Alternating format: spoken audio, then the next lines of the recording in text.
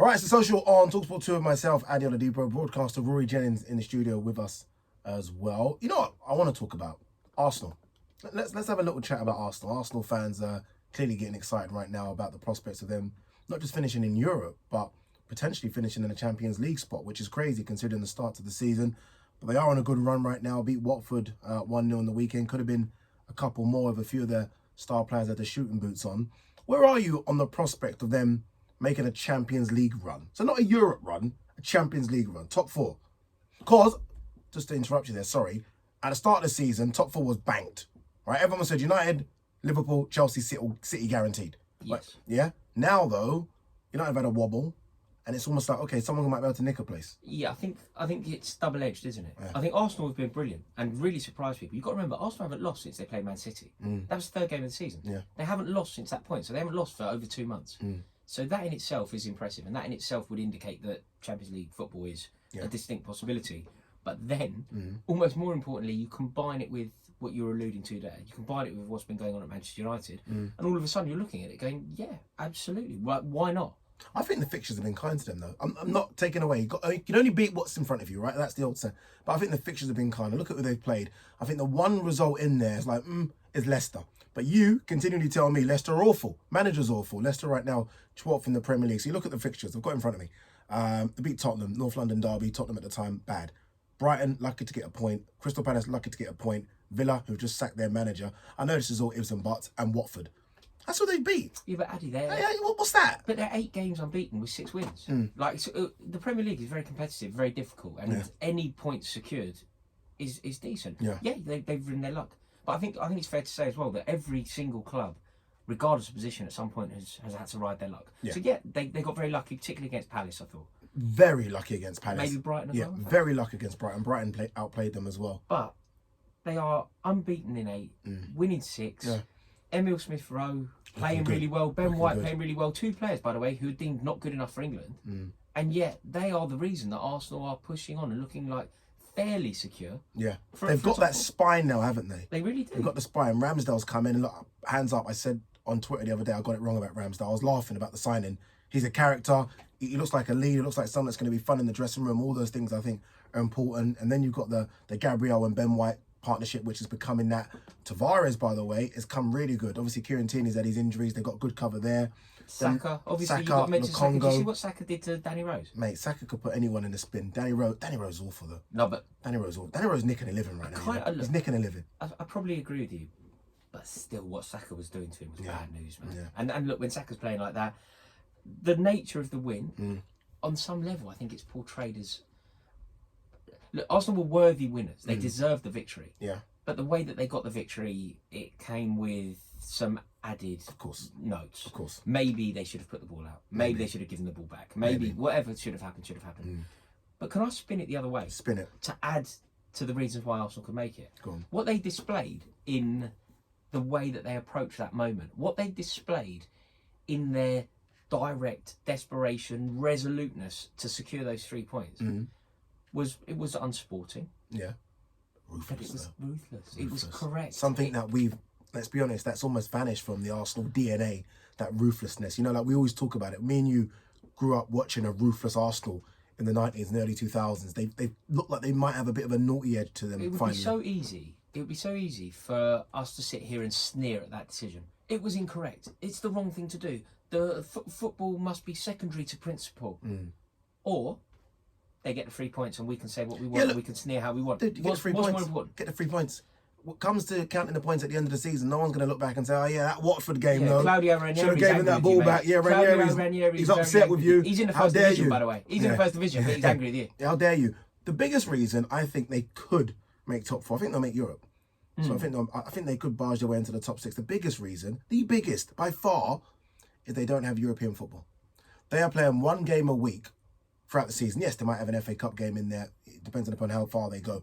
1 game a week. Everyone else is playing a Tuesday, a Wednesday, or a Thursday. Everyone else in that top 6 race, chucking West Ham, chucking Leicester, obviously the rest of the top 4, they're not. Also, they're fresh. Their team's brilliant on paper. And it's the youngest team in the Premier League. So not only have you got fresh legs, you play them once a week. Manager's starting to really understand what he's doing. That's why I think they'll make top 6. And you say it's a young team, which obviously it is, which is really beneficial. But also, Lacazette, really good player. Yeah. Often underrated, often overlooked, but really good player. Aubameyang, arguably one of the best in the league. I know he hasn't displayed it lately, but in terms of raw talent, in terms of raw ability, definitely up there. If you are an Arsenal fan now, I think that you should be looking at your first 11, looking at the state of play, looking at where you are in the league, looking at all of the conditions that you just mentioned, the lack of European football, etc. Why on earth would you not think you could make it? Who's going to stop you? Particularly when you think about the underbelly, the weak underbelly of the teams that, in theory, are a shoo-in for the top 4. You say that. I'm looking at Arsenal's bench because that's probably where it's going to come down to, right? All these, we talk about squads. So yesterday they brought on El Neni, they brought on Gabriel Martinelli, which me and you kind of... They love Martinelli. I don't get it with Martinelli. I don't, and I've got to hold my hands up with Martinelli. Yeah. I truly don't understand it. I don't see where the hype comes from. I know it's that goal at Stamford Bridge, but mate, it was a bad touch. And that goal seemed to, the Arsenal official account tweeting that out time and time again. I haven't seen it with Martinelli, but equally, I think that you and I are both quite good for this, which is rare. We hold our hands up because I don't sit in the North Bank. I haven't got an Arsenal season ticket. I don't watch them week in, week out. Like people who do are telling me he's the boy. Yeah, maybe he is. Maybe so, but he doesn't seem to get the run of games to prove it. So injuries as well. Yeah, injuries as well. Pepe on the bench, Rob Holding on the bench. He's consistent. Nketiah on the bench. It's not Kieran Tierney, who's now lost his place on the bench. It's not the worst squad in the world, is it? It's a good squad, and it's a really good first 11. Like the squad is weaker than the first 11. Yeah. Like, if you look at first 11s in the league, theirs is up there. The squads, they drop maybe a place or two, but I still think that they have what it takes. And if you combine it, look, player for player, Manchester United, if you did a combined 11 of potential, it's probably virtually all Manchester United. But Arsenal are a much better team. They're much better managed. You think? Well, they are better managed, aren't they? Better managed. Don't know about better team. They're a better team. They're not better players, but they're not better team. Individuals. They're not better individuals. Yeah, not better individuals. But you look at Arsenal, I see potential all over this pitch. Saka's already proven that. England international. Emma Smith-Rowe could probably go to the World Cup. Lacazette, Aubameyang. I tell you, Conga and Maitland-Niles, that's a partnership I didn't expect to be. I know, because it was meant fruitful. to be Partey and Xhaka. It's supposed to be Partey and Xhaka, and all of a sudden it's the subs. Maitland-Niles didn't want to be at the club. Big day for Maitland-Niles yesterday. Massive. Because that's where he wants to play. He doesn't want to be a fullback. He wants to be a centre midfielder. And Arteta was like, okay, here you go. Show me. And he did. Show him what you can do. And he played well. And he played well. And because Arsenal, look, 1-0, when you take into the fact that they missed a penalty, and then you take into the fact that the goal wasn't the purest, looks like a little bit of luck. They made it through the night. But it looks like a little bit of luck. But overall, they were worthy winners. Before we get carried away with this top 4 thing, for them to make top 4, look, City, Liverpool, Chelsea are in. They're going to in whatever order. Whatever order. Those three. That's 3 or 4. You're talking one spot. United, I still think will get 70 points this season. I still think United will get 70. I think United get 70. Okay. I really do. I don't know if Arsenal can get 70 points. As much as we're getting excited. Next couple of games for Arsenal, they've got Liverpool coming up, Everton coming up, they've got United coming up after the international break. Liverpool's their first game after the international break, and Arsenal's record against Liverpool, I'm not just saying this as a Liverpool fan, is atrocious. No, but it's atrocious. Arsenal, for their ambitions. No, what I'm trying to say though, Arsenal lose to Liverpool, it doesn't change anything. When they lost those 3 games early, and you were like, it all starts at Norwich. Yes. And you're like, and then you're right, correct, it did start. Let's see if the reverse doesn't happen. When they get some tricky games, then we'll see. Yeah, I agree that look, the jury's out, and I would say that more than likely,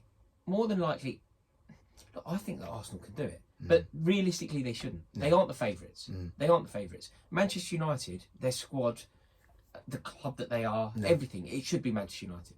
Okay. Arsenal are the club. Arsenal, West Ham.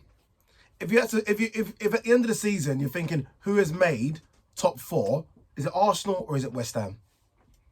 Remember me and you were going back and forth a couple of weeks ago. Who's got the better squad? Remember, we're trying to do our 11s, and I kind of said West Ham. You made a really valiant case for West Ham. And you were talking about Souček. Yeah, they proved it to me the other day, didn't they? Yeah, you did. So who's better? Who makes it? Okay, I'm gonna answer this in a slightly less transparent way. Yeah, go on. Arsenal Football Club. Yeah, okay, all right. Arsenal Football Club. I see what you're doing. Yeah. If West Ham are the problem, then it isn't a problem for Arsenal Football Club. I appreciate that we're almost redefining who West Ham are, while simultaneously redefining who Arsenal are. Yeah. But Addy, firstly, I'm old. Secondly, I'm from Kilburn. I'm from North London. Arsenal don't see West Ham as a problem. Yeah. If it's Arsenal versus West Ham in a cup final, if it's Arsenal, you think what Arsenal would do them, wouldn't you? If it's Arsenal Strange, versus West Ham in a race for top four, so say Manchester United really do plummet, and it becomes Arsenal or West Ham. I just think it's Arsenal, just because of history. History has taught us that it's Arsenal. Yeah, like if Arsenal are on the run that West Ham are on now, it's not like, oh my God, how are we doing this? If Arsenal like the way West Ham in the cup final this season, you think Arsenal will win? Who do you think? Arsenal.